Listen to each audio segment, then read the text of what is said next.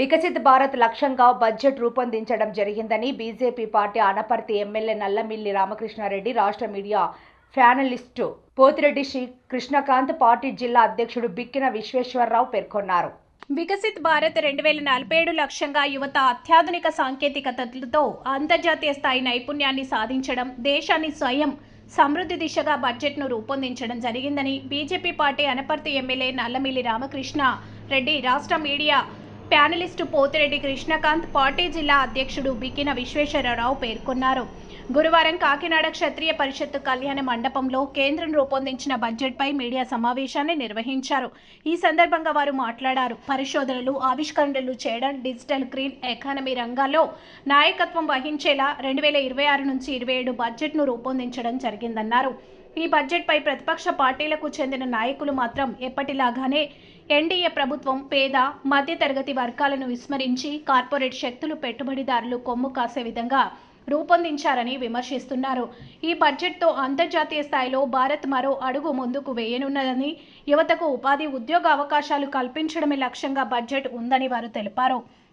రాష్ట్ర రాజధాని అమరావతి, పోలవరం ప్రాజెక్టుతో పాటు రాష్ట్ర అభివృద్ధికి నిధులు కేటాయించడం జరిగిందని తెలిపారు. ఈ సమావేశంలో సివిల్ సప్లై డైరెక్టర్ మాలకొండయ్య, గట్టి సత్యనారాయణ, ఎస్సీ మారే బుజ్జి, కొండల సాయి, ఏడాది కృష్ణ, చెక్క రమేష్ తదితరులు పాల్గొన్నారు.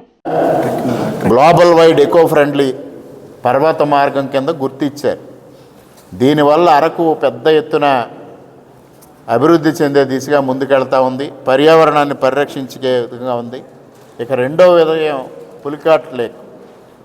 పులికాట్ లేక్ను కూడా 3 రకాల గుర్తింపు పొందిన పక్షుల్ని విహంగ వీక్షణం అక్కడ ఇంతకుముందు ఉండే మీ అందరికీ తెలుసు. పులికాట్ సరస్సు పక్షుల రాక్కి పెద్ద పేరు. అటువంటిది ఇవాళ లేని పరిస్థితి వచ్చింది. దాన్ని మరలా ప్రోత్సహించాలనేది ఇవాళ కేంద్ర ప్రభుత్వం సంకల్పించింది.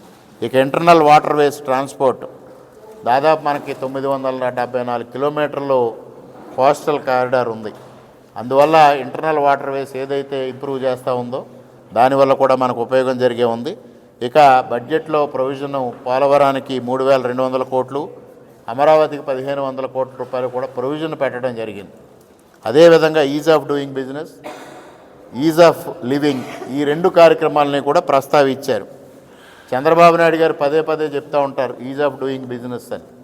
దానికి ఇవాళ కేంద్ర ప్రభుత్వం ఊతం ఇచ్చింది.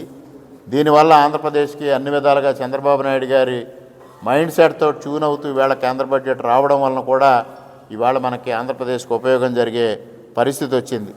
ఈ సంవత్సరం కేంద్ర బడ్జెట్టు ఆర్థిక మంత్రికి కానీ కేంద్ర ప్రభుత్వానికి కానీ ఒక సవాల్గా మారిన పరిస్థితిని ప్రజలందరూ తెలుసుకోవాల్సిన అవసరం ఉంది. అటువంటి నేపథ్యంలో ఇవాళ 3వ ఆర్థిక శక్తిగా భారతదేశాన్ని రూపొందించడం కోసం కావలసిన అన్ని లక్షణాలని పెంపొందించుకునే సమయంలో అతి కీలకమైన బడ్జెట్ని కేంద్ర ప్రభుత్వం ఇవాళ ప్రవేశపెట్టింది. నిర్మలా సీతారామన్ గారి బడ్జెట్ ఆ దిశగా ముందడుగు వేసింది అనేది కూడా ఈ సందర్భంగా మీ అందరికీ సవినయంగా తెలియజేసుకుంటూ సెలవు తీసుకుంటున్నా. థ్యాంక్ యూ అని ఉండాలి.